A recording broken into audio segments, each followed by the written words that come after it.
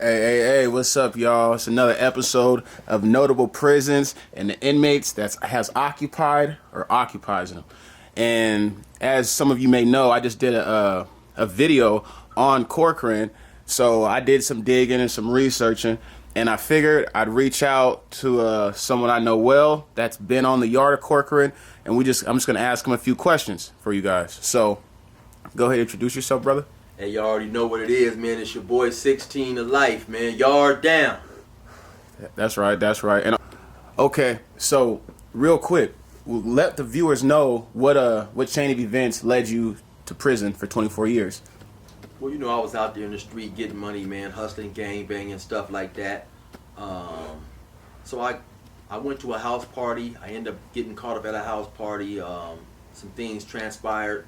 I was eventually charged with 3 attempted murders from the house party. I went on the run, eluded the police for about a year. By the time I was captured, I was also charged with a separate murder. And so eventually I was apprehended, and in the course of dealing with those 2 charges, I ended up getting 16 years plus a life sentence. And so that's how I ended up in the pen. I've done 24 years straight in numerous prisons in California. That's right. So so briefly give us your summary of what your time was like at Corcoran, and I'll get into asking you some questions. Well, I had a relatively brief stay at Corcoran. I was on Corcoran, the 2 yard, and I might have stayed there 5 or 6 months. Eventually I was charged with stabbing somebody. I was sent to the hole. They sent me to Corcoran to the 4 yard. And I stayed there maybe another 5 months, somewhere around there. Then eventually I was shipped to another prison, a level 3 prison. About how much time did you do at Corcoran? Approximately about a year, maybe about a year, somewhere up in there. That's right. For the people that are new, who did you align with when you was inside of prison at Corcoran? Well, when I was locked up in prison, for those who may not know, California prisons is basically, I would say, a large percentage, maybe 75 or more, is clicked up. So I ran with a clique that was known as the IEs. Basically, it's the Inland Empire, and the Inland Empire is made up of 2 counties. You got San Bernardino County, and you have Riverside County, and all those cities within. If a person elects to, you're not forced to, but if you elect to, then you roll with what's known as the Inland Empire. And like I say, that's just the geographical term for those 2 counties. On a level of 1 to 10, being that you've done not a full tour, but you've done a decent tour of the California prison system, what would you rate Corcoran as far as like the level of you got to be alert and it might be dangerous, or you were kind of like it was an eye opening to you? Well, first and foremost, any prison, people fail to realize any prison, whether it's minimum security or maximum security, always has the potential of getting violent, because you have violent people housed there. When I got to that level 2, when I first hit the level 2, actually that particular level 2 was where I seen some of the more dangerous looking knives than I'd ever seen.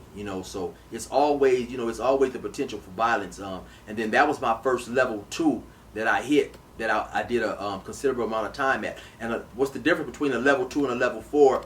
A level 2 is basically, it's like an open dormitory, which makes it dangerous because, like I said, since everything is situated around racial division, meaning that the Hispanics, they function with the Hispanics, the blacks, and function with the blacks, and so on and so forth.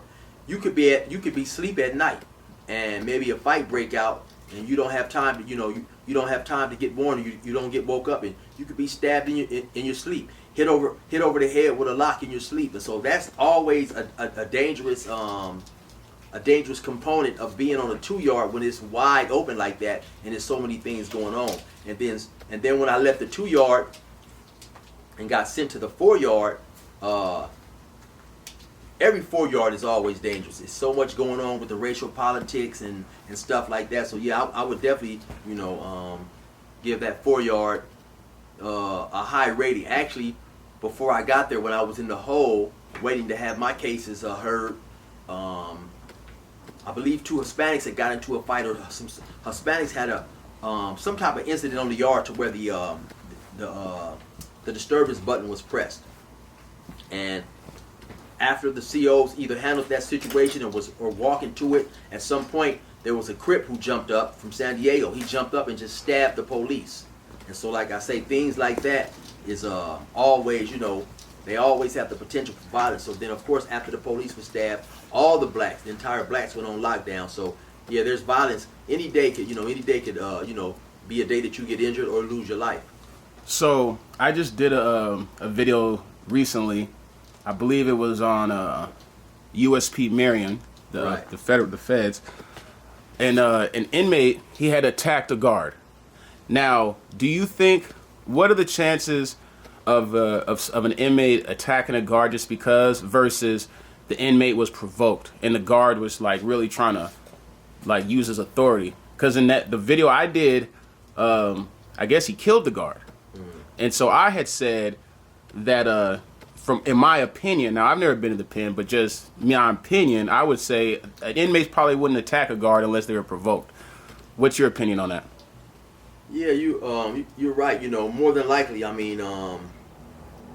sometimes you have a lot of guards in there who definitely overstep their authority, cross the lines, because they may have a lot of interactions with inmates in there, and out of those 100 interactions, 99 of the inmates follow orders and do what do what the officers ask them to do. But there may be that one particular time when, and it's so many different variables that comes into play. The inmate may have got off the phone. He may have had a bad experience. Maybe his mother passed away. His son could have got shot. Anything out there. He's having a bad day for whatever reason. Sometimes the guards may use this as a tactic to make you upset. They go search your cell and mess your whole cell up. So who knows what transpired between those two? But more times than not, the guard has probably done something. Either he has said something inappropriate or been unprofessional to the point where he made the inmate feel that his only action was to be violent. And like I said, sometimes the guards take certain liberties with you that you feel a free person wouldn't do. I remember a time where a guard went into cells and they took a lot of stuff from only black inmates because a black inmate, they called one of the female officers, called her out of her name, and so she went into cells and took things that we were allowed to have, things that were on our books and was they called it a bed card, things that we were permitted to have. She took his radio, mad because we didn't want to discipline this black dude. And so yeah, the guy got mad. He went up to her and beat the brakes off her. So yeah, sometimes guards will overstep their authority.